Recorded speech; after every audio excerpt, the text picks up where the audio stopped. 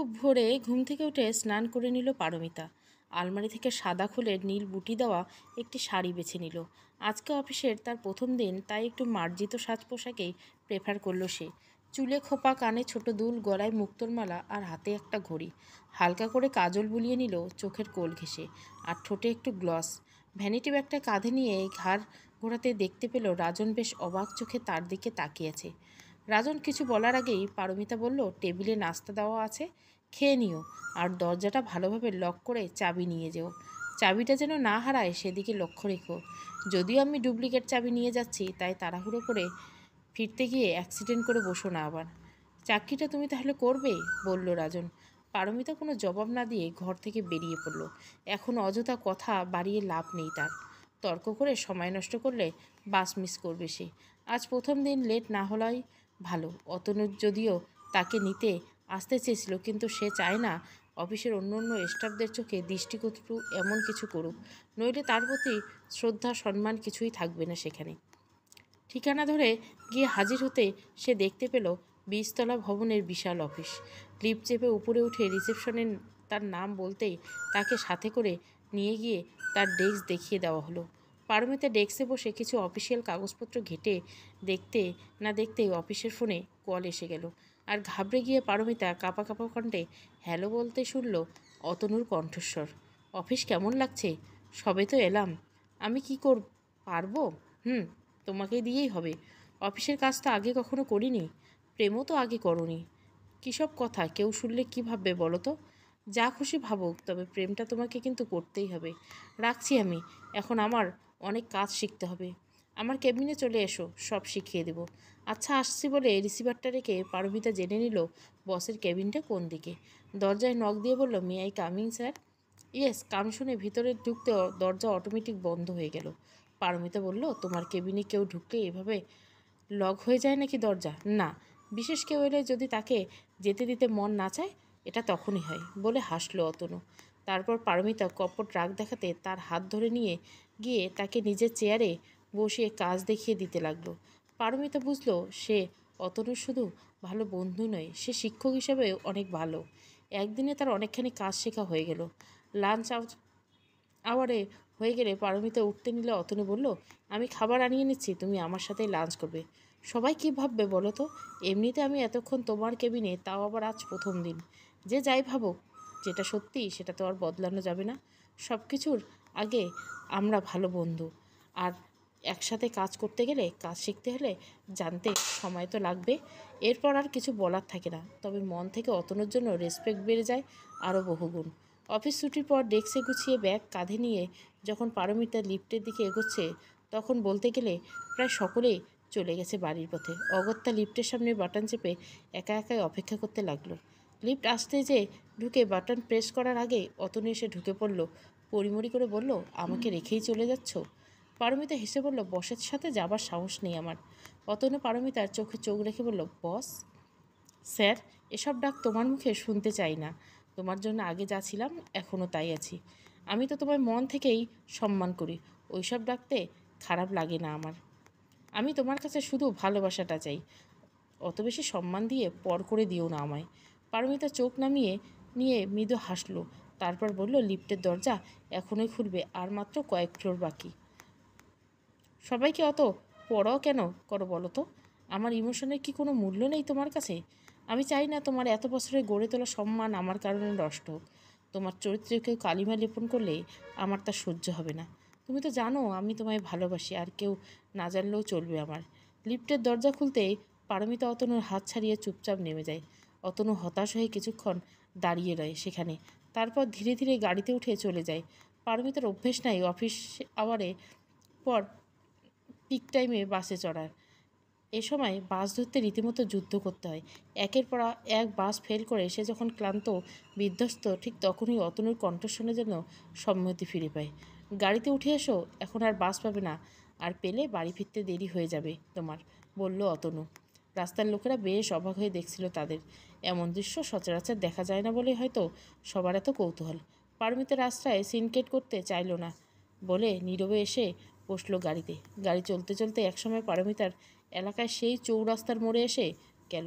নেমে থ্যাঙ্কস বলে আর সে দাঁড়ালো। চোখের পলকে হারিয়ে গেল। অতনু গাড়িতে বসে ভাবছিল পারমিতাকে কাছে পাবার জায়গা যেন আরও বেশি দূরে সরে গেল সে। এর চেয়ে তো সপ্তাহ 2 সপ্তাহ দেখা হওয়ার দিনগুলি ঢের ভালো ছিল। এখন সে তার কাছে বোধহয় শুধু বস। এসব ভাবতে ভাবতে যেন নিজের অজান্তে একটা দীর্ঘশ্বাস বেরিয়ে এলো। ঘরে ঢুকতে মনে হলো রাজন যেন আজ বেশ আগেভাগে বাড়ি ফিরেছে। নিজে চা বানিয়ে খেয়ে আবার পারমিতাকে অফার করছে। তার এমন আচরণ সচরাচর দেখা যায় না বলে পারমিতা বিস্মিত। অবশ্য এটা যুদ্ধের পূর্বাভাস কিনা সে বুঝতে পারছে না। রাজনের নীরবতা ভেঙে প্রথমে শুরু করলো, অফিস কেমন লাগলো?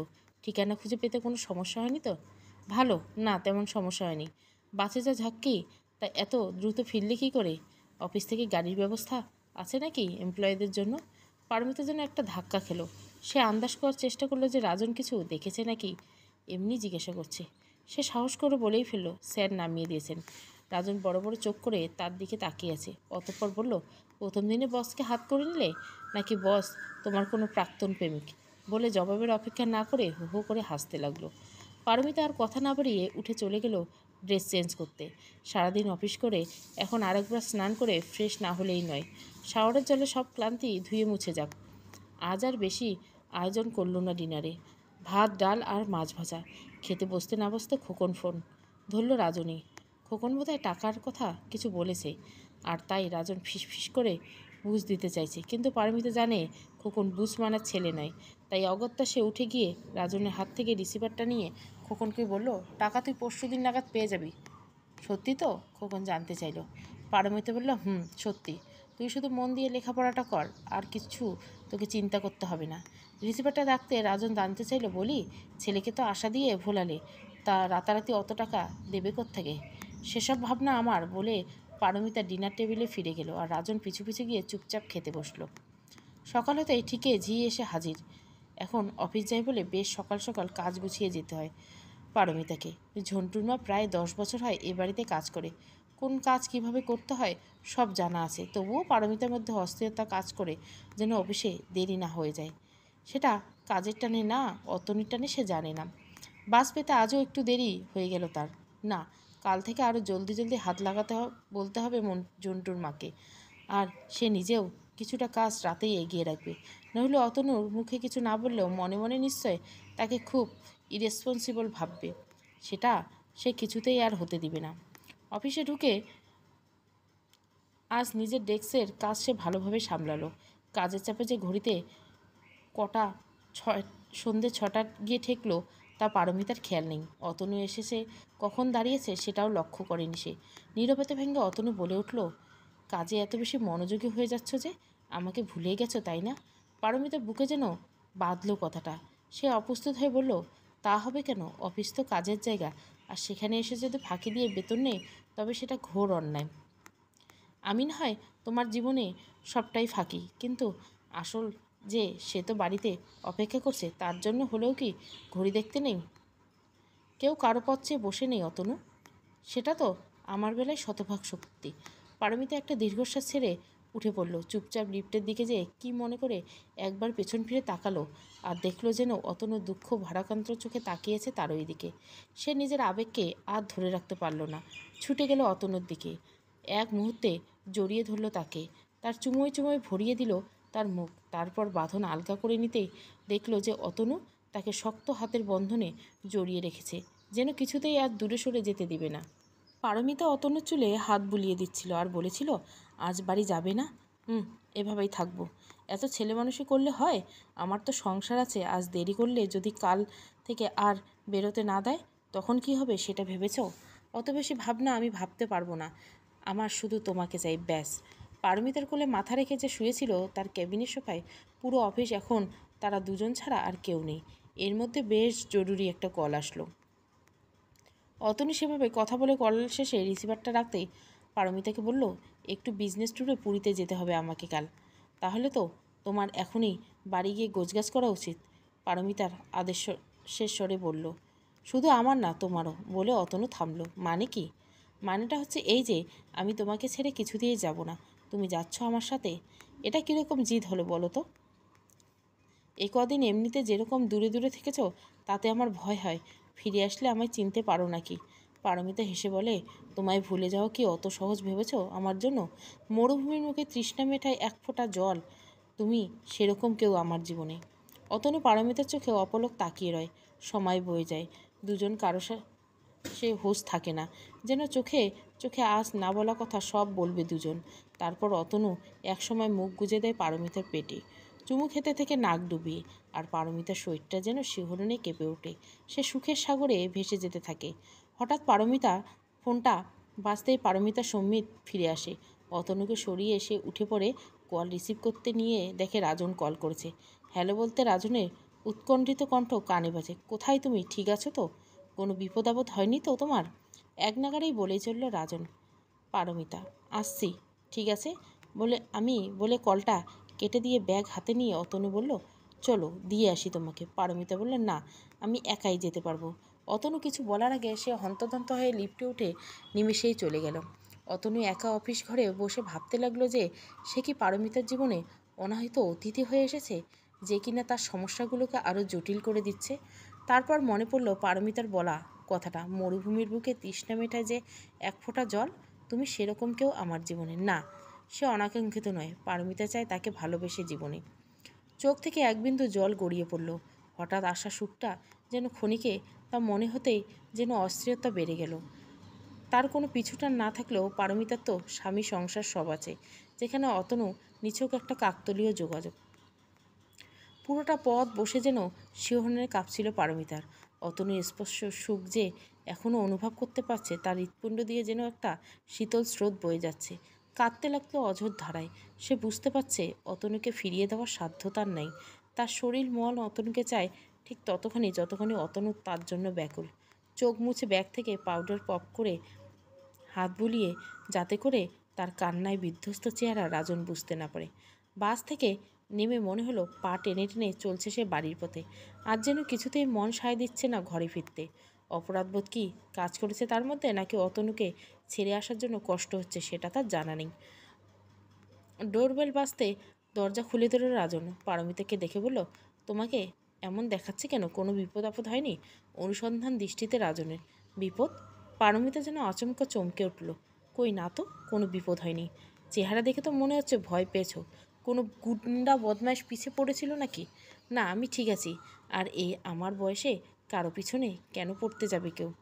রূপ যৌবন তো তোমার এখনও কিছু কম নেই, তাই সাবধানে থেকো, নইলে বিপদ হতে বেশি দেরি লাগবে না। রাজনের গলার স্বরে যেন বিরক্তির ঝরে পড়ল। পারমিতা হন্তদন্ত হয়ে তড়িঘড়ি করে পোশাক পাল্টে নেয়। তারপর আর দেরি না করে ডিনারের আয়োজনে লেগে পড়ে। তাড়াহুড়ো করতে গিয়ে ভাতের গরম মার হাতে পড়ে তার হাত খানিকটা পুড়ে যায়। আজ যেন সে বড় বেশি আনমনা। কোনো ব্যথাবোধ তাকে ভাবায় না। রাজনকে ডেকে ডিনার টেবিলে খাবার দিয়ে সে বসলো আর উঠল। রাত বাড়তে থাকে। রাজন একসময় ঘুমিয়ে পড়ে, আর পারমিতা চুপচাপ তার পাশের থেকে শুয়ে যেন জোর করে চোখ বন্ধ করে নিজেকে বোঝাতে চায় সব কিছু আগের মতো স্বাভাবিক আছে, যেন বদলে যায়নি। রাজনও বদলায়নি, আর অতনু তা কোনোদিন তার ছিল না। কি ভুল করতে যাচ্ছিল সে? আজ যদি রাজনের কলটা না আসতো, তবে কি অঘটনটাই না ঘটতো? তখন সে রাজন খোকন সবার সামনে কোন মুখে দাঁড়াতো? কিন্তু কেন অঘটনটাকে তার অঘটন বলে মনে হচ্ছে? কেন মন আরও বেশি চাইছে অতনুকে? কেন মনে হচ্ছে সময়টা বোধহয় তখন থমকে গেলে ভালো হতো? আজ অফিস থেকে ফিরে এসে স্নান করলো না। সত্যি তো এটাই যে অতনুর স্পর্শ গায়ে মেখে রাখতে চাইছিল সে। এখনও যেন এই মধ্যকারে সে অনুভব করতে পারছে অতনুকে। তার শরীরের প্রতিটি ছোঁয়া, আদর এবং স্পর্শ পারমিতার সুখের শিখরে নিয়ে যায়। পেটের কাজটাই যেন এখনও শিরশির করছে সে কথা ভাবতে। মোবাইলটা সাইলেন্ট করে রাখা ছিল, তাই অতনু একের পর এক কল সে শুনতে পায়নি। ঘুম না আসার আগায় এক সময় উঠে ব্যাগ থেকে ফোন বের করে হাতে নিতেই দেখতে পেল ইতিমধ্যে প্রায় 10-12 বার কল দিয়ে ফেলেছে অতনু। আজ যেন কিছুতেই সে নিজেকে ক্ষমা করতে পারছে না। আর তাই মোবাইলে ব্যাগটা রাখতে নিতেই মনে হলো অতনু বোধহয় দুশ্চিন্তা করেছে যে এত রাতে যে ঠিকভাবে ঘরে ফিরতে পেরেছে কিনা। তাই একটা টেক্সট করে লিখে দিল, এটা জানিয়ে দিল সে নিরাপদেই বাড়ি ফিরেছে। অতনু মেসেজটা সাথে সাথে সিন করলো, আর ভাবতে লাগলো তাদের মধ্যে কি এতটাই ফর্মাল রিলেশন যে এভাবে একটা টেক্সট করে দিয়ে তার উৎকণ্ঠা দূর করা যায়। সে তো চায় না পারমিতাকে দুঃখ দিতে, কিন্তু তার ভালোবাসা যদি পারমিতার দুঃখের কারণ হয়, তবে সে কি করবে? তার জন্য পারমিতার যে অনুভূতি তা তো আড়াল করা যায় না। জীবন, দুঃখ, কষ্ট, দারিদ্র্য, সংঘাত কোনো কিছুতেই সে হার মানে না। ভেঙে পড়েনি শত বাধা বিপত্তির সত্ত্বেও, কিন্তু আজ সে বুঝতে পেরেছে ভালোবাসা হারানোর চেয়ে বেশি কষ্ট আর কিছু নেই। পঞ্চাশাব্দ বয়সে অতনু সান্যাল তাই আজ খুব অসহায় বোধ করছে। বিধাতার কাছে যেন আজ তার সেই ছেলেবেলার অসম্ভব সব চাওয়ার মতো করে চাইতে ইচ্ছে করছে পারমিতাকে। বুক থেকে মনে হলো একটা আর্তনাদ বেরিয়ে এলো। আর কিছু চাই না, শুধু তাকে আমার করে দাও। রাত নির্ঘুম কাটিয়ে পারমিতার জন্য মাথাটা ভার ভার লাগছে। এক কাপ চা নিয়ে যখন বারান্দায় বসলো, সূর্যের আলো চোখ লেগে ধাঁধা করছে। এক ঝাঁক পায়রা উড়ে গেল দেখে ভালো লাগলো, আর মনে পড়ে গেল সেই ছোট্টবেলার কথা। দাদা খুব শখের কিছু পায়রা ছিল। সারাদিন নাওয়া খাওয়া ভুলে ও সেগুলো নিয়ে পড়ে থাকতো। লেখাপড়ার বাইরে ওই একখানা শখ ছিল তার। তাদের বাড়িতে পায়রার দেখভাল করার সময় কারো নাই, কিন্তু এখন দাদাকে সে দেখেছে ছুটির দিনগুলোতে আশেপাশে কারো বাড়ির পায়রা উড়ে এলে হাতে নিয়ে স্নেহ করতে। হয়তো শখ ক্ষণস্থায়ী, কিন্তু তার ছাপ পড়ে যায় মনে চিরকালের জন্য। ঝন্টুর মার ডাকে ভাবনার ছেদ পড়ল। বৌদি, থালা বাসন ধুয়েছি, রুটি বেলে রেখেছি, কাপড় কেচে সাদের শুকাতে দিয়েছি, আর কিছু করা লাগবে? এখন আর কিছু লাগবে না, পারলে একবার সন্ধ্যাবেলা এসো, বলল পারমিতা। দরজা লাগিয়ে এসে রুটি সেঁকতে দাঁড়ালো সে। আজ যেন কোনো কাজে হাত লাগাতে পারছে না, অথচ রাজন একটু পরে নাস্তার জন্য তাগিদে দিবে। কোনো ক্রমে ডিম মামলেট করে টেবিলে রাখতে না রাখতে রাজন এসে বসলো নাস্তা করতে। পারমিতা রাজনকে নাস্তা দিয়ে আর বসলো না, চলে গেল শোবার ঘরে বিছানা গোছাতে। নাস্তা সেরে বেডরুমের দরজার কাছে এসে তা দেখে রাজন বলল, কী ব্যাপার, শরীর খারাপ করলো নাকি? অফিস যাবে না আজ? না, শরীর ঠিক আছে। ভাবছিলাম আজ খোকনের জন্য পুজোর কেনাকাটা সেরে ফেলবো। তোমার নতুন চাকরি, অযথা ছুটি কাটানো কি ভালো হবে? তার চেয়ে বরং ছুটির দিনে যেও। এখন তো পুজো আসতে ঢের দেরি। পারমিতার কথা কাটানোর জন্য বলল, বাবাকে অনেকদিন দেখতে যাই না, আজ একবার না হয় দেখে আসি। দাদার কথা খুব মনে হচ্ছে সকাল থেকে। রাজন অবাক দৃষ্টি চেয়ে থেকে বলল, আচ্ছা তোমার কি হয়েছে বলো তো? অফিসে কোনো ঝামেলা? পারমিতার গলাটা যেন শুকিয়ে গেল। ভয়ে ভয়ে সে বলল, কই কিছু হয়নি তো। তাহলে এটা কিভাবে ভুলে গেলে যে আজ ওয়ার্কিং ডেতে দাদা বাসায় থাকবে না? পারমিতার মাথাটা দপদপ করে উঠল। সে কি পাগল হয়ে যাচ্ছে? কী সব ভুলভাল বকছে? না, তাকে কথা বলার ক্ষেত্রে আরও সতর্ক হতে হবে। অসতর্কতাবশত এমন কিছু সে করবে না যাতে রাজনের সন্দেহ হয়। অত কি ভাবছো? কাল দেরিতে ফিরলে আজ অফিস থেকে পালিয়ে বাঁচতে চাইছো? দেখে মনে হচ্ছে কিছু একটা তো গড়বড় হয়েছে, তাই বললাম। কাল অফিস থেকে জানালো যে একটা বিজনেস কনফারেন্স অ্যাটেন্ড করতে পুরী যেতে হবে, তাই টেনশন হচ্ছে হলো, জবাবে বলল পারমিতা। ও এই ব্যাপার, ভালো তো। তোমার তো এমনিতেই ঘোরাঘুরির খুব শখ, যাও না, অফিসের টাকা একটু ফ্রি ট্যুর দিয়ে এসো। পারমিতা বিস্মিত হয়ে বলল, তুমিই বলছো এই কথা, যেতে দেবে আমায়? না দিলে বা তুমি শুনবে কেন? চাকরি যেহেতু করছো, তখন এসব তো মামুলি ব্যাপার। মিটিং, কনফারেন্স, ট্যুর এগুলো তো জবের একটা পার্ট।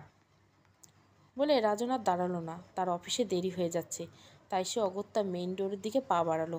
পারমিতা বসে বসে রাজনের কথাগুলো ভাবছিল। এর মধ্যে অফিসের HR ডিপার্টমেন্ট থেকে একটা কল আসতেই ভাবনার সুর কেটে গেল। জরুরি মিটিং আছে, তার কাছে নতুন প্রজেক্টের ফাইলটা নিয়ে যেন হাজির হয় 10টার মধ্যে। তাড়াতাড়ি রেডি হয়ে অফিসের জন্য আজ ট্যাক্সি ডাকলো সে, নইলে অনেক দেরি হয়ে যাবে। তার ব্যক্তিগত আবেগের চেয়ে অফিসের কাজ এখন বেশি গুরুত্বপূর্ণ। ট্যাক্সি ভাড়া মিটিয়ে অফিসে এসে ঢুকতেই ঘড়িতে দেখলো হাতে আর 5 মিনিট আছে। সে ফাইলপত্র গুছিয়ে কনফারেন্স রুমের দিকে যেতে নিতেই করিডোরে অতনুর সাথে চোখাচোখি হয়ে গেল একবার। কেউ কোনো কথা না বলে চুপচাপ কনফারেন্স শুরু হলে তা অ্যাটেন্ড করতে লাগলো। এক পর্যায়ে অতনু প্রজেক্টরে তাদের নতুন প্রজেক্ট নিয়ে কিছু স্লাইড শো করে ব্রিফিং দিল। তারপর মিস পারমিতা বলে তার দিকে তাকাতে সে কিছুটা ঘাবড়ে গেলেও হাতে থাকা ফাইলটা এগিয়ে দিয়ে চোখ নামিয়ে নিল। কনফারেন্স শেষে সে যখন নিজের চেয়ারে বসে কিছুটা অন্যমনস্ক হয়ে ভাবছে, ঠিক তখনই অতনু কল এলো অফিসের ফোনে। তাকে এক্ষুনি একবার যেতে হবে। পারমিতা চেয়ার থেকে উঠে দাঁড়ালো, ভাবলো যে প্রফেশনাল দায়িত্ব তো তাকে পালন করতে হবে, তাই আর দেরি না করে সে অনুমতি নিয়ে রুমে ঢুকলো। অতনু তাকে বসতে বলে ফাইলটার কিছু দিক আলোচনা করে তার যুক্তি শুনতে চাইল। সে বেশ সাবলীলভাবে জবাব দিতে লাগলো। হঠাৎ অতনুর চোখ পড়ল শাড়ির আঁচল দিয়ে আড়াল করতে যাওয়া তার হাতের দিকে। সে আচমকা হাত ধরে নিতেই পারমিতা উঠে গিয়ে 2 কদম পিছিয়ে গেল। অতনু অবাক বিস্ময়ে তাকিয়ে থেকে নিজের সামনে নিয়ে বলল, হাতের একই অবস্থা হল কী করে? ও কিছু না, সংসারে কাজ করতে গেলে অমন একটু একটু হয়। কখন হলো? ডাক্তার দেখাওনি কেন? এমনিতে সেরে যাবে। ডক্টর লাগবে না। ডক্টর লাগবে না? কি লাগবে না সেটা আমি বুঝবো। চলো এক্ষুনি। কেন পাগলামো করছো? অফিস ছুটির পর আমি দেখিয়ে নেব। আজ তোমার ছুটি বলে আর কোনো দেরি না করে ডক্টর চেম্বারে কল করে নাম লেখালো। তারপর পারমিতাকে নিয়ে বেরিয়ে পড়লো অফিস থেকে।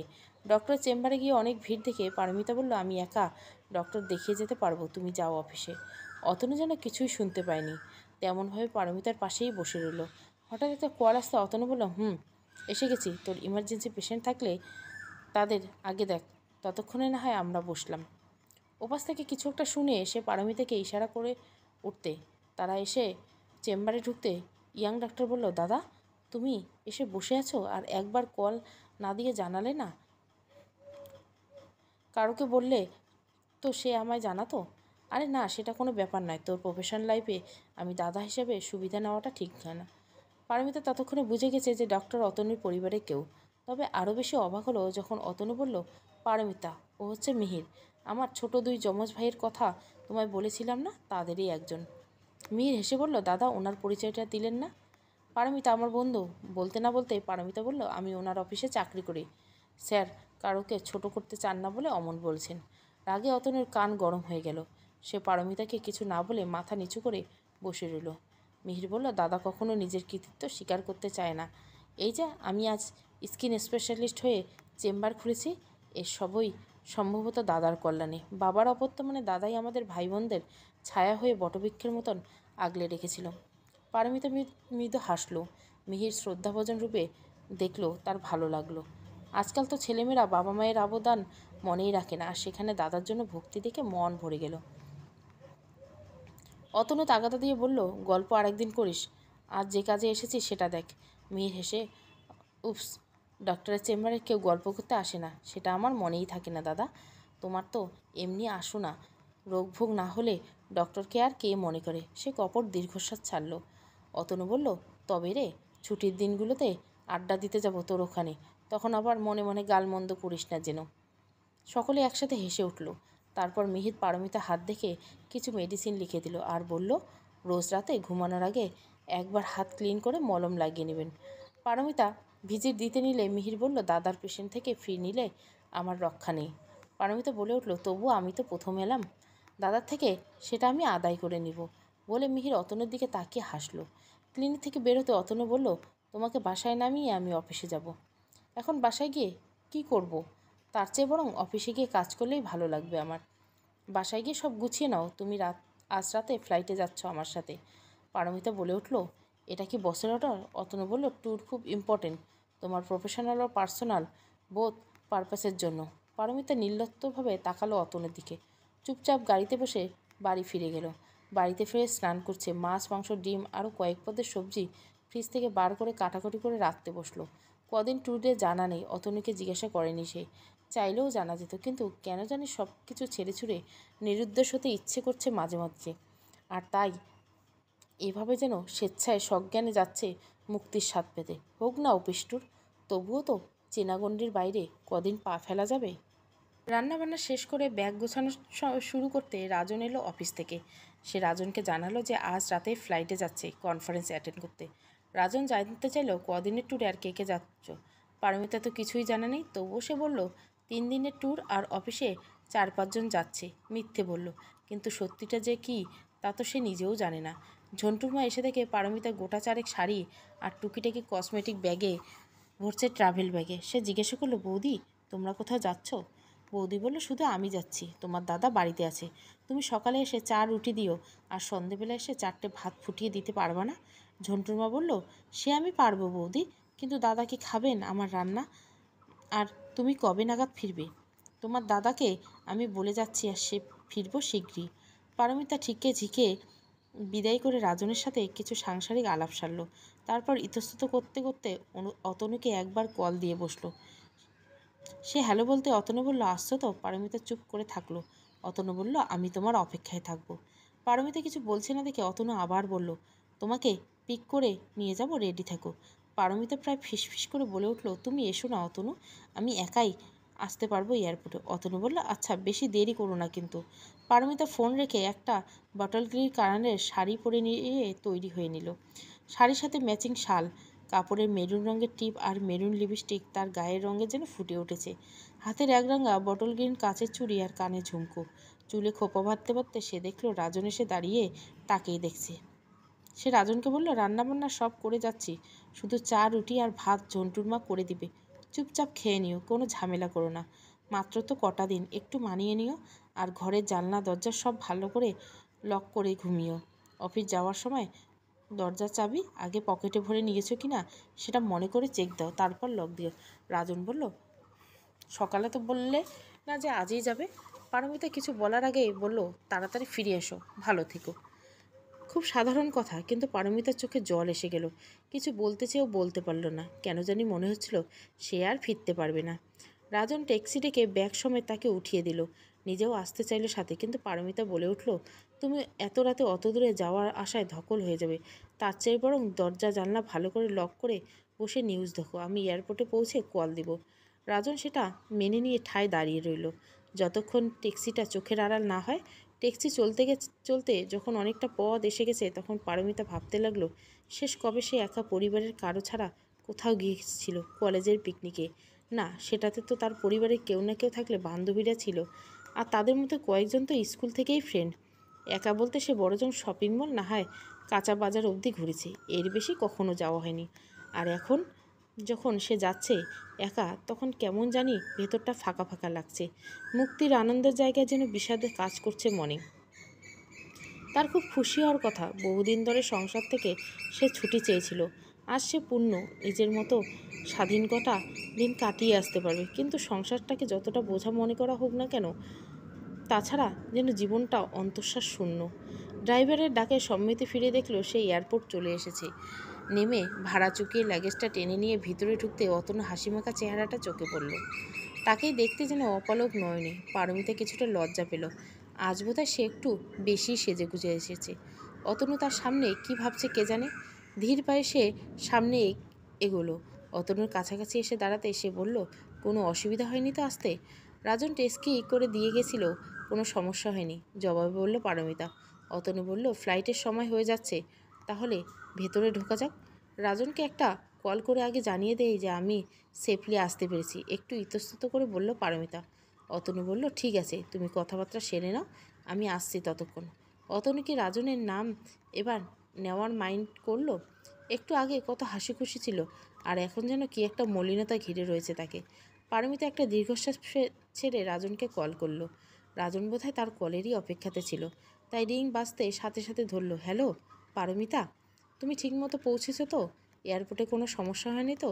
আমি ঠিক আছি, কোনো সমস্যা হয়নি, তুমি চিন্তা করো না। অফিসের কলিগদের খুঁজে পেয়েছো? জানতে চাইল রাজন। পেয়েছি বলে চুপ হয়ে গেল পারমিতা। মিথ্যে বলার জন্য কিছুটা গ্লানি কাজ করছে, তাই সে কথা প্রসঙ্গ ঘুরিয়ে বলল, তুমি ডিনার করে তাড়াতাড়ি ঘুমিয়ে পড়ো, নইলে সকালে অফিস লেট হবে। রাজন আচ্ছা ঠিক আছে, কাল কথা হবে আবার বলে ফোন রাখলো। মোবাইল বন্ধ করে ব্যাগে রেখে তাকাতেই দেখলো অতনু এসে দাঁড়িয়ে আছে। কখন থেকে কে জানে তার কথা শেষ হবার অপেক্ষা করছিল হয়তো। সে তাকিয়ে মৃদু হাসলো, তারপর বলল, একটু যেন শীত পড়ে গেছে তাই না? চলো কফি খাওয়া যাক। পারমিতা সহজেই হতেই অতনু যেন স্বস্তি ফিরে পেল। সে অনেক কথা বলেই চলছে, অফিসের প্রজেক্ট, ট্যুর আর কী সব হাবিজাবি, যা মনে আসতে হয়তো তাই বলছে। পারমিতা শুনতে ভীষণ ভালো লাগছে, তাই প্রাণচঞ্চল হাসি মুখে অতনুকে তার বেশ ভালো লাগে। বিজনেস ক্লাসের সিট বুঝে নিয়ে তারা যাত্রা আরম্ভ করলো।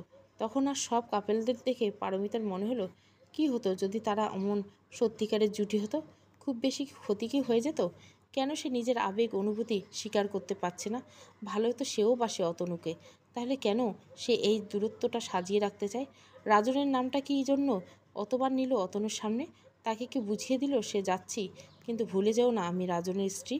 কিন্তু সে কাকে ধোকায় রেখেছে, অতনুকে না নিজেকে? যদি সে রাজনেরই হয়, তবে অতনুর চোখে কেন সে নিজেকে সুন্দর দেখাতে চায়? এসব ভাবনার মাঝে তারা ডিনার করলো। কেউ কিছু বলছে না, দুজনেই চুপ। অতনু হঠাৎ বলল, তোমার মেডিসিন এনেছো তো? পারমিতা হেসে বলল, তুমি এত কষ্ট করে ডাক্তার দেখালে না এনে পারি? অতনু মুচকি হেসে বলল, খুব জ্বালাই তোমায়, তাই না? তুমি যে আমায় এত কেয়ার করো, ভয় হয় পরে অভ্যাসে পরিণত হও, বলে পারমিতা চোখটা বন্ধ করলো। সারাদিন খাটাখাটনি ক্লান্তিতে নিমেষে ঘুমিয়ে পড়ল। অতনু তাকিয়ে দেখছে তার অপরূপ চেহারা। এত কাছে থেকে আগে কখনো এভাবে পারমিতাকে দেখেনি। সে নিজের হাতটা ওর মাথায় রেখে আবার কি মনে করে সরিয়ে নিল। পারমিতার পাশ থেকে মলমটা বের করে খুব যত্ন করে তা লাগিয়ে দিল। তারপর তার হাতটা নিজের হাতের উপর আলতোভাবে বসিয়ে রাখলো, যেন ব্যথা না পায়। ফ্লাইট ল্যান্ড করার আগেই পারমিতার ঘুম ভেঙে গেল। সে জেগে দেখল তার মাথা অতনুর কাঁধে আর হাতটা পড়ে হাতে রাখা। হাতে মলম লাগানো দেখে যা বুঝতে পারল, এত ভালোবাসা পাবার যোগ্য সে তো নয়। অতনু তাকে এত ভালোবাসে দেখে আনন্দে চোখে জল এলো। অ্যানাউন্সমেন্ট শুনেও অতনু চোখ মেলে তাকাতেই পারমিতার চোখ মুছতে দেখল। সে ভাবল ও বুঝে তাকে ভুল বুঝে তার আচরণে কষ্ট পেয়েছে। সে কি বলবে বুঝতে না পেরে বলল যে, সরি, তুমি হাতে মলম না লাগিয়ে ঘুমিয়ে গেছিলে। পারমিতা তার ঠোঁটে আঙুল দিয়ে চুপ করিয়ে দিয়ে কান্না ভেজা চোখে তাকিয়ে হাসল। অতনু অবাক বিস্ময়ে তাকিয়ে দেখছে পারমিতাকে। একই সাথে কান্না ওর হাসি মিশলে তাকে এত সুন্দর দেখাচ্ছে যে মনে হয় ইন্দ্রলোক থেকে সে অপ্সরাদেরও হারিয়ে দেবে। এয়ারপোর্টের বাইরে আসতেই তাদের জন্য নির্ঝান্ত গাড়িতে করে রওনা হলো তারা হোটেল চেক ইন করার জন্য। ভোরের আলো তখনও ভালো ফোটেনি। শেষ রাতের নীলচে আলোর মাঝে রাস্তার সোডিয়াম বাতিগুলো অদ্ভুত সুন্দর দেখাচ্ছে। পারমিতার কাছে গাড়ির জানলা দিয়ে যতদূর দেখা যায় সব ভালো লাগছিল। এই প্রথম সে এত দূরে কোথাও বেড়াতে এলো। অফিসিয়াল ট্যুরেও লং জার্নির সময়টা সে ভালোই উপভোগ করছে। একটু বেশি যেন শীত শীত লাগছে তার। গায়ের চাদরটা খুলে ভালোভাবে জড়িয়ে নিল সে। অতনু তখন ঘুমে কাঁদা। ঘুমন্ত চেহারাটা যেন এক নিষ্পাপ শিশুর আদলে গড়া। স্বপ্ন দেখছে বোধহয়, তাই ঠোঁটের কোণে এক চিলতে হাসি। এ কটা দিন যা গেছে তারপরে আজ যেন শান্তিতে ঘুম এসেছে। তার না বলা অনেক কথা বুঝে যায়। তাদের মধ্যে যেন একটি অদৃশ্য মাধ্যম আছে মনের কথা প্রকাশ করার। কেউ কিছু না বললেও কত কথা বলে যায়। মেরিন ড্রাইভ করে দিয়ে গাড়িটা এগোতে লাগলো। পারমিতা গাড়ির সিটে গা এলিয়ে দিল। আবার একটু চোখ যেন লেগে আসলো তার। গাড়িটা থামতে দুজনের ঘুম ভেঙে গেল। নেমে এসে লাগেজ টেনে ভেতরে ঢুকতে রিজার্ভ করা হোটেল রুমের চাবি বুঝে নিয়ে তারা যার যার রুমে ঢুকে গেল। দরজায় কড়া নাড়ার শব্দে পারমিতা একটু অবাক হলে দরজাটা খুলে দেখে অতনু দাঁড়িয়ে আছে। সে কিছু বলার আগে তার দু চোখে ঢেকে বলল, চুপচাপ চলো তো আমার সাথে। কোথায় নিয়ে যাচ্ছ আমায়? বলল পারমিতা। আমাকে কি ভরসা করা যায় না? অতনু জানতে চাইল। এখন পর্যন্ত মনে হচ্ছে যায়, পরের কথা জানি না। তাহলে এখন না হয় ক্ষণিকের জন্য অন্ধ বিশ্বাসটা ধরে রেখো আমার প্রতি, বলে হাসলো অতনু। হেঁটে হেঁটে অনেকটা দূরে চলে এসেছে মনে হলো পারমিতার। সে বলল, আর কত দূর জনাব? এই তো চলে এসেছি, আর একটু ধৈর্য ধরো। এভাবে কি হাঁটা যায়, তাও আবার শাড়ি পরে? হোঁচট খেয়ে পড়ে গেলে কিনা কেলেঙ্কারিটা হবে। আরে পড়বে না, আমি তো আছি। কিছু যেতে পারমিতার কানে ভেসে আসতে লাগলো সমুদ্রের ঢেউয়ের গর্জন। চোখ থেকে মনে হয় হাত সরাতে গেল। ধীরে ধীরে চোখ মেলাতে দেখল সেই নীল জলরাশি আর ঢেউ ফুলে ফেঁপে গর্জে ওঠা অপার্থিব সৌন্দর্য। খুশিতে মন নেচে উঠল তার। সাগর যেন হাতছানি দিয়ে ডাকছে তাকে। অবাক বিস্ময়ে চেয়ে দেখতে লাগলো প্রাকৃতিক রূপ। অতনুর দিকে তাকিয়ে সে বলল, তুমি এজন্যই আমাকে এত জোর করে আনলে ট্যুরে? অতনু মৃদু হাসলো। পারমিতা বলল, তুমি সমুদ্র ভালোবাসো অতনু? আমি তোমাকে ভালোবাসি পারমিতা। পারমিতা মুচকি হেসে অতনুর হাতটা ধরল। তারপর তাকে সাথে করে এক ছুটে নেমে গেল সমুদ্রের জলে। অতনু অবাক চোখে তাকিয়ে রইল। পারমিতা বলল, স্বপ্নের মানুষটার আসনে আজ তোমায় বসালাম। অতনু পারমিতার মুখটা দু হাত তুলে ধরে তার কপালে চুমু এঁকে দিল। পারমিতা লজ্জায় মাথা নত করে অতনুর বুকে যেন মিশে যেতে চাইল। তাদের এই মধুর আলিঙ্গনের সাক্ষী হয়ে রইল প্রভাতের উদীয়মান সূর্যের কিরণ। এক নতুন সূর্যোদয় যেন তাদের জীবনকে রাঙিয়ে দিতে রাজসাক্ষীর ভূমিকা থাকলো। তারপর দুজনের যেন ক্ষণিকের জন্য নীরবতা থেকে অনুভবের সুখ খুঁজে নিতে চাইল। একসময় অতনু বলে উঠল, তুমি খুশি হয়েছে তো পারমিতা? খুবই খুশি আমি। অতনু হেসে বলল, সমুদ্র ভালো লেগেছে তোমার? অনেক ভালো লেগেছে, জোর দিয়ে বললে পারমিতা। আর আমি? বলে অতনু জিজ্ঞাসা দৃষ্টিতে চাইল। তুমি? জানি না, যাও। বলে এক পা করে পিছিয়ে পারমিতা দৌড় লাগালো। আর অতনু তাকে ধরতে দৌড়ে দৌড়ে এসে কোমর জড়িয়ে ধরল। তারপর দুজনে প্রাণ খোলা হাসির আওয়াজ যেন সমুদ্রের গর্জনকে হার মানালো। সব কিছু ছাপিয়ে তাদের সঙ্গম সুখটাই যেন আর সবার চোখে পড়ল। অন্যান্যরা যারা সূর্যোদয় দেখতে এসেছিল বিচে, তারা চেয়ে রইল তাদের দিকে। একজন ফটোগ্রাফ ক্লিক ক্লিক করে কটা ছবি তুলতে পারমিতার অন্তরাত্মা যেন কেঁপে উঠল। সে ভয় পেয়ে অতনুর দিকে তাকিয়ে তার হাতটা শক্ত করে ধরল। অতনু এগোতেই ফটোগ্রাফ ছেলেটা হাসি মুখে বলল, স্যার, এই সুন্দর মুহূর্তগুলোই তো ক্যামেরাবন্দি না করলেই নয়। ছবিগুলো হাতে পেলে বুঝবেন যে কত অমূল্য। তারপর অতনুর কাছ থেকে হোটেলের নাম, রুম নাম্বার নিয়ে বলল, সন্ধ্যায় দিয়ে আসবে। অতনু জানতে চাইল, ছবি কি আরও তুলছ? ছেলেটা বলল, আপনার আর ম্যাডামের একসাথে বেশ কয়েকটা তুলেছি, আর কটা সিঙ্গেল পিক তুলে দিও। বলে তাকাতেই দেখলো পারমিতা পাশে দাঁড়িয়ে আছে। পারমিতা অতনুর কানে মুখ দিয়ে বলল, আমার একা ছবি দিয়ে হবেটা কি? অতনু বলল, স্মৃতি হয়ে থাকবে তোমার কাছে, আর কাপের পিকগুলো আমি নিয়ে যাব। পারমিতা আরক্তিম নয়নে চেয়ে রইল। তাদের এই বন্ধন যেন ক্ষণিকের সুখ, আর তারপরে বিচ্ছেদ। সেই বেদনার সুর যেন সে এখন থেকেই শুনতে পাচ্ছে। হোটেল ফিরে আসে, যার যার রুমে ঢুকে স্নান করে রেডি হয়ে নাস্তা সেরে নিল দুজনে। তারপর কনফারেন্সের জন্য ছুটল ফাইলপত্র গোছাতে। পারমিতা একটু নার্ভাস বোধ করছিল, যদিও তবু অতনু পাশে আছে বলে সাহস পেল। অন্যায় যারা ছিল তাদের সাথে অনেক কুশল বিনিময় হলো, আর সে কিছু মন দিয়ে যতটা সম্ভব কনফারেন্স অ্যাটেন্ড করলো। নতুন কোনো কিছুতে জানতে পেরে ভালো লাগছিল তার।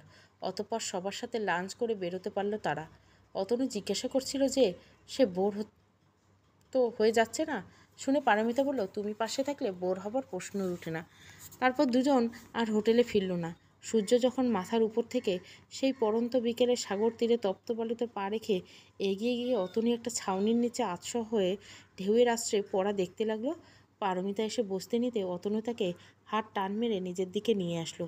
পারমিতার মুখ যেন রক্তিম বর্ণ ধারণ করলো। সে বলল, সবাই দেখছে। অতনু বললে, এখানে কারোর অন্যের জন্য নষ্ট করার মতো অত সময় নেই, সবাই নিজ নিজ কাজে মত্ত, বলে দুষ্টামি ভরা চোখে তাকালো পারমিতার দিকে। পারমিতা লজ্জা পেয়ে বলল, তুমি সমুদ্র দেখতে এসেছো না অন্য কিছু? আমি তো তোমাকে দেখতে এসেছি, যতবার কাছে থেকে দেখা যায়, বলে হাসলো অতনু। পারমিতা কনুই দিয়ে অতনুর পেটে গুঁতা দিয়ে বলল, তাই না? কিন্তু আমার তো সমুদ্র দর্শনে আগ্রহ, তাহলে তুমি থাকো, আমি বরং যাই সাগরের কাছাকাছি। পারমিতার হাসিমাখা চেহারায় উঠে গিয়ে ধীর পায়ে বালুতটে হেঁটে হেঁটে সমুদ্রের দিকে যখন যাচ্ছিল, ঠিক তখনই সেই ফটোগ্রাফার এনে অতনুর কাছে। তাকে কিছু বলার সুযোগ না দিয়ে অতনু বলল, ঝটপট কটা স্ন্যাপ দিয়ে নাও ম্যাডামের, আর সাথে সূর্যাস্তের লালিমা ছড়ানো আকাশটাও যেন ভালো মতো আসে। ফটোগ্রাফার শুনে ফিক করে হেসে দিয়ে বলল, স্যার, ওসব কেরামতে আমাদের শেখানো লাগে না, রোজ তো দেখছি, তাই জানি কিভাবে ছবি তুলে দিলে মনে গেঁথে যাবে চিরকালের জন্য। অতনু মৃদু হেসে বলল, আচ্ছা, কথা না বলে তাড়াতাড়ি তোলো, ম্যাডাম যেন বুঝতে না পারে। পারমিতা নিজের মনে সমুদ্রের ঢেউ গুনছে, যেন আর কোনো দিকে খেয়াল নেই। ঢেউ এসে আছড়ে পড়ছে তার পায়ে। ভীষণ ভালো লাগায় মন ছুটে যাচ্ছে।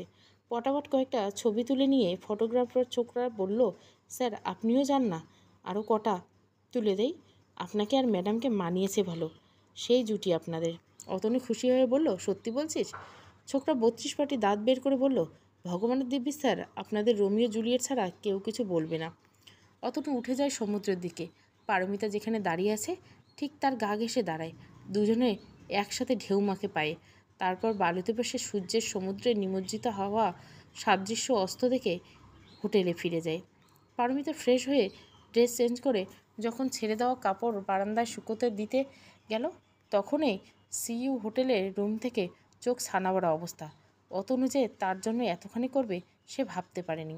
তারপর চেয়ার টেনে বসে সমুদ্র দেখতে দেখতে ভাবলো, এখন ডিনার পর্যন্ত এতটা সময় জেগে থেকে সে কি করবে। ভাবতে না ভাবতে রাজনকে একটা কল করা উচিত মনে হলো, অথচ সারাদিনে একবারও তার মনে হয়নি রাজন কী ভাবছে কে জানে। রিং রিং রিং হচ্ছে। অতঃপর রাজন হ্যালো বলতে পারমিতা জানালো সে যে ভালো আছে, তার কনফারেন্সও ভালো লেগেছে তার। সেটা শুনে কণ্ঠ শুনে বুঝতে পারছি রাজন বলল। পারমিতার মনে হলো তার হৃৎপিণ্ড যেন 1 সেকেন্ডের জন্য থমকে গেল। রাজন কি সব বুঝে ফেলেছে? তার নিজের অগোচরে মনের গহীনে যে লুকায়িত খুশি তা কি কণ্ঠস্বরে ধরা পড়ে গেছে? এসব ভাবনায় যখন তাকে গ্রাস করছে, ঠিক তখনই রাজন বলে উঠল, কিছু বলছো না যে? কি বলবো? পারমিতা বলল, আমাকে বলার কিছু যদি নাই থাকে তবে কল ধরে না থেকে কেটে দিলেই পারো, বলল রাজন। তুমি ভালোভাবে থেকো, ঘরের খেয়াল রেখো, সময় মতো খেও। আর কিছু বলার জন্য খুঁজে পেল না পারমিতা। আচ্ছা, রাখি, বলে রাজন কল রাখলো। পারমিতা চুপচাপ বসে ভাবতে লাগলো শেষ কবে সে রাজনের সাথে একটানা দীর্ঘ সময় ফোনে কথা বলেছিল। তাদের সম্পর্কটা বোধহয় আর অনুমানের চেয়ে বেশি নিষ্প্রাণ। এসব ভাবনায় বুঁদ হয়ে যখন সে একাকার, ঠিক তখনই অতনুর কল আসলো। হ্যালো বলতে অতনু বলল, একা একা বসে আছো, তবুও আসছো না কেন? রাজনকে কল দিয়েছিলাম, তার সাথে কথা বলেছিলাম, তাই। বলতে গিয়ে যেন গিলে ফেললো কথাটা। পারমিতার মনে হলো রাজনের কথা তুললে অতনু সে আর দুঃখী করবে না, যাক না হয় দুদিন হাসি খুশি দুজনে। সে বলল, তুমি কি মনে করো তাই ভেবে আসিনি? তুমি নিজের থেকে আসলে আমি খুশি হব, আর কিছু ভাববার জো নেই। পারমিতা যেন চাবি দেওয়া পুতুলের মতো অতনুর কথায় নিজের রুম থেকে বের হয়ে ডোর লক করে অতনুর দরজার নক দিল। অতনু তার উদ্ভ্রান্ত চেহারা দেখে বুঝতে পারল কিছু একটা খুব ভাবাচ্ছে তাকে। তাই সে যতটা উচ্ছ্বাস নিয়ে দরজা খুলছিল ঠিক ততটাই যেন হতাশ হলো। কী হয়েছে তোমার, বলবে না আমাকে? সে শুকনো হাসি বলল, কই না তো, আমি ভালো আছি। না, তুমি আর আমার পারমিতা নেই। এ কাকে নিয়ে এসেছি বলো তো? পারমিতা শূন্য দৃষ্টিতে চেয়ে রইল অতনুকে দেখে। পারমিতা, আমি হয়তো তোমাকে একতরফা ভালোবাসি, কিন্তু তুমি বন্ধুত্ব খাতিরে আর সিম্পেতি দেখিয়ে আমাকে আশা জাগিও না। আমি তোমার বন্ধু কিংবা তোমার ভালোবাসার বস যাই হই না কেন, তোমার অনিচ্ছা সত্ত্বেও তোমাকে ছোঁয়ার দৃঢ়তা যেন কখনোই না করি, তা মনে প্রাণে চাইব। আমার ভালোবাসায় যদি তোমার কাছে হ্যারাসমেন্ট বলে মনে হয়, তবে তার আগে আমার মরণ ভালো। পারমিতা অতনুর মুখে হাত রেখে তাকে থামায় আর বলে, ভুল হয়ে গেছে, আমাকে ক্ষমা করে দিও। অতনু তাকে জড়িয়ে ধরে বিছানায় শুয়ে থাকলো, কিন্তু পারমিতার মনে যেন দোনাচল তখনও চলছিল, তা অতনু জানে না। ডিনার টাইমে তারা একজনে হোটেলের ডাইনিং রুমে ডিনার সেরে যে যার রুমে গিয়ে ঘুমিয়ে পড়ল। পরের দিন সকালে পারমিতা খুব ভোরে উঠে স্নান সেরে রেডি হয়ে তার প্রেজেন্টেশন রিহার্সেল করতে থাকলো। তারপর অতনু সে ডাকতে ব্রেকফাস্ট সেরে চুপচাপ চলে গেল। কনফারেন্স অ্যাটেন্ড করে প্রেজেন্টেশন সে ভালোই দিল। সবার অনেক বাহাবা পেয়ে মন একটু যেন হালকা লাগছিল। লাঞ্চের পর আজ আর কোথাও না গিয়ে সে মাথা ধরেছে বলে হোটেলে ফিরে নিজের রুমে শুয়ে থাকলো। অতনু নীরবে শুধু দেখে যেতে লাগলো পারমিতার নির্লিপ্ততা। সে তার রুমে গিয়ে কিছু জরুরি কল করে বসে ভাবতে লাগলো, কেন হঠাৎ পারমিতা এত বদলে গেল। সূর্যাস্ত আজ বারান্দায় বসে দেখল পারমিতা। সিইউ রুমে যাওয়া এখন থেকে বেশ দেখা যায় না। সমুদ্রের ঢেউয়ের মতো উথাল পাথাল যেন তার মনের মধ্যে চলছে। রাত গভীর হলো, অতনু বারান্দায় এসে দেখে এক ফালি চাঁদ যেন আকাশটাকে সাজিয়ে রেখেছে। আর জ্যোৎস্না বিলাচ্ছে। সে তাকিয়ে দেখে পাশের বারান্দায় অন্ধকারে বসে পারমিতা নির্বিশেষে তাকিয়েছে আকাশের পানে। দেখে যা বোঝার বুঝে। আর দেরি না করে সে পারমিতার দরজা নক করে। সে দরজা খুলতে তার হাত ধরে কিছু না বলে তাকে নিয়ে যায় সমুদ্র সৈকতে। জ্যোৎস্না যেন চারিদিকে ভেসে বেড়াচ্ছে। পারমিতা হাত ছেড়ে দিয়ে সে বলে, চেয়ে যা দেখ পূর্ণিমার রাতে তোমার প্রিয় সমুদ্র কত সুন্দর। পারমিতা তাকিয়ে দেখে সমুদ্রের জলে চাঁদের আলো পড়ে যেন চিকচিক করছে, আর চারিদিকে ফকাফক আলো হয়ে যাচ্ছে। বালুতটা যেন জ্যোৎস্নায় আলোয় তাদের দুজনের দুটি ছায়া সুস্পষ্ট দাঁড়িয়েছে। পারমিতা সেদিকে তাকিয়ে থেকে হঠাৎ আপন মনে খুব ধীরে ধীরে হাঁটতে হাঁটতে সমুদ্রের দিকে পা বাড়ালো। সমুদ্রের দিকে যেতে যেতে সে গভীর জলে নামলো। কী করতে যাচ্ছে বুঝতে অতনের একটু সময় লাগলো। সে দৌড়ে নেমে পারমিতাকে কাছে গিয়ে টেনে নিজের দিকে ফেরাতে দেখে যে তার চোখ ভেসে কান্নার নোনা জল। অতনু কিছু বুঝতে না পেরে তাকে কাঁধে ঝাঁকিয়ে তাকে জিজ্ঞাসা করলো, কী করতে যাচ্ছিলে তুমি? মরে যেতে চাও? কেন? পারমিতা অধৈর্য ঝাড়ায় কাঁদতে কাঁদতে বলল, আমি কি করব বলো? দাও, ভালোবাসি অতনু, তোমার থেকে নিজেকে কি করে দূরে সরিয়ে রাখবো, বলে কান্নায় ভেঙে পড়ে। অতনু তার কান্না ভেজা মুখ দুহাত তুলে ধরে পারমিতার ওষ্ঠে চুমু খেতে খেতে ক্রমাগত যেন ভালোবাসা দিয়ে আজ সব কষ্ট ভুলিয়ে দিবে। একসময় পারমিতার সারা শরীর সাড়া দিয়ে ওষ্ঠে ওষ্ঠে মিলিয়ে ভালোবাসার বিনিময় করে। একটানা চুমনে যেন দুজনের সময়ের হিসাব নেই। দুজনে আজ দুজনের হতে প্রস্তুত। চন্দ্রলোকিত সেই সমুদ্র সৈকতে তাদের ভালোবাসার পূর্ণতা পায়। প্রেম নাকি পরকীয়া পর্ব 2। ভালো লাগলে অবশ্যই লাইক, শেয়ার এবং সাবস্ক্রাইব করবেন। Thank you for watching.